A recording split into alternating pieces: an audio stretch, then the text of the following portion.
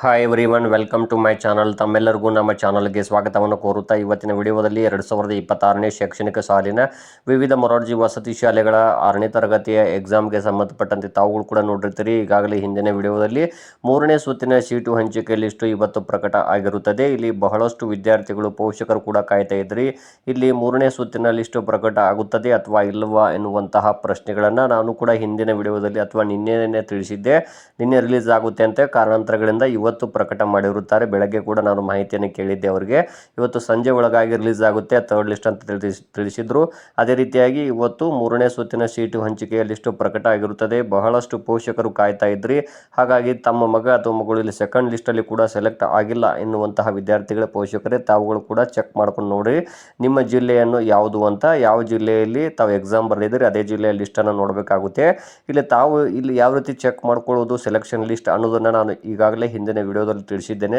ಆದರೂ ಕೂಡ ಇನ್ನೊಂದು ಸಾರಿ ತಮಗೆ ತಿಳಿಸೋದಾದರೆ ತಾವು ಸಿಂಪಲ್ ಆಗಿ ಏನು ಮಾಡಿ, ಗೂಗಲಲ್ಲಿ ಹೋಗಿ ಇಲ್ಲಿ ಕರ್ನಾಟಕ ಎಕ್ಸಾಮಿನೇಷನ್ ಅಥಾರಿಟಿ ಅವರ ಅಧಿಕೃತ ವೆಬ್ಸೈಟನ್ನು ಓಪನ್ ಮಾಡಬೇಕಾಗುತ್ತೆ. ತಾವು ಏನು ಮಾಡಿ, ಕರ್ನಾಟಕ ಎಕ್ಸಾಮಿನೇಷನ್ ಅಥಾರಿಟಿ ಅಂತಾದರೂ ಕ್ಲಿಕ್ ಮಾಡಿ ಅಥವಾ ಸಿಂಪಲ್ ಆಗಿ KEA ಅಂತ ಕ್ಲಿಕ್ ಮಾಡಿ. ನೆಕ್ಸ್ಟ್ ಅಲ್ಲಿ ಹೋಮ್ ಅಂತ ಬರುತ್ತೆ. ಫಸ್ಟಿಗೆ ಅದನ್ನು ಕ್ಲಿಕ್ ಮಾಡಿದ ನಂತರ ತಾವು ಏನು ಮಾಡಬೇಕು ಅಂದರೆ ಅಲ್ಲಿ ಕೊಟ್ಟಿದ್ದಾರೆ ಇತ್ತೀಚಿನ ಪ್ರಕಟಣೆಗಳಂತಿರ್ತದೆ, ಅದನ್ನಾದರೂ ಕ್ಲಿಕ್ ಮಾಡ್ಬೋದು. ಅದು ಏನಾದರೂ ಓಪನ್ ಆಗದೇ ಇದ್ದರೆ ಅಲ್ಲಿ ಇತ್ತೀಚಿನ ಪ್ರಕಟಣೆಗಳಲ್ಲಿ ಕೊಟ್ಟಿದ್ದಾರೆ ಸಂಪೂರ್ಣವಾಗಿ.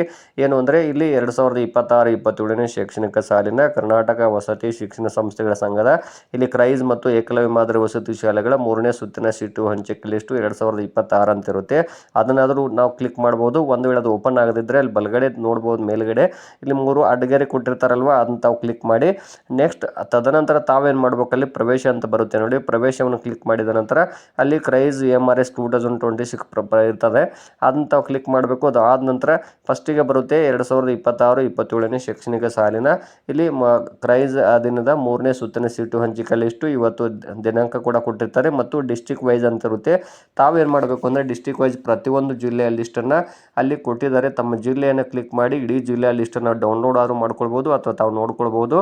ಅಲ್ಲಿ ತಮ್ಮ ಮಗ ಅಥವಾ ಮಗಳು ಸೆಲೆಕ್ಟ್ ಆಗಿದ್ದಾರಾ ಅಥವಾ ಇಲ್ವಾ ಎನ್ನುವಂತಹ ಮಾಹಿತಿಯನ್ನು ಇಲ್ಲಿ ಸಂಪೂರ್ಣವಾಗಿ ನೋಡ್ತಾ ಹೋಗಬೇಕಾಗುತ್ತೆ. ಯಾಕಂದರೆ ಇಲ್ಲಿ ಸ್ವಂತ ತಾಲೂಕಿನ ವಿದ್ಯಾರ್ಥಿಗಳಿಗೆ 75% ಸ್ಥಾನಗಳನ್ನು ಮೀಸಲಿಡಲಾಗಿತ್ತು. ಔಟ್ ಆಫ್ ತಾಲೂಕಿನ ವಿದ್ಯಾರ್ಥಿಗಳಿಗೆ 25% ಸೀಟುಗಳು ಮೀಸಲಿದ್ದವು.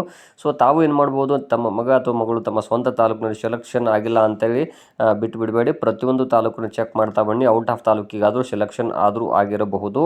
ಇಲ್ಲಿ 3ನೇ ಸುತ್ತಿನ ಸೀಟು ಹಂಚಿಕೆಲಿಷ್ಟು ಇಷ್ಟು ತಡವಾಗಲಿಕ್ಕೆ ಕಾರಣ ಇಲ್ಲಿ ಬಹಳಷ್ಟು ಶಾಲೆಗಳಲ್ಲಿ ಇದು ವಿಶೇಷ ವರ್ಗದ ವಿದ್ಯಾರ್ಥಿಗಳಿಗೆ ಅಡ್ಮಿಷನ್ ಪ್ರೊಸೆಸ್ ರನ್ನಿಂಗ್ ಇರುವ ಕಾರಣಕ್ಕಾಗಿ ಡಿಲೇ ಆಯಿತು ಅಂತ ಅವರು ತಿಳಿಸಿದ್ದಾರೆ. ಇಲ್ಲಿ 3ನೇ ಸುತ್ತಿನಲ್ಲಿ ಸೆಲೆಕ್ಷನ್ ಆಗಿದ್ದಾರೆ ಇಲ್ಲವಂತ ಚೆಕ್ ಮಾಡ್ಕೊಳ್ಳೋ ಬಗ್ಗೆ ನಾನು ಈಗಾಗಲೇ ತಮಗೆ ಮಾಹಿತಿ ಕೊಟ್ಟಿದ್ದೇನೆ. ಅದೇ ರೀತಿಯಾಗಿ ಚೆಕ್ ಮಾಡ್ಕೋರಿ ಅಂತ ತಿಳಿಸ್ತಾ ಇದ್ದೀನಿ. ಧನ್ಯವಾದಗಳು.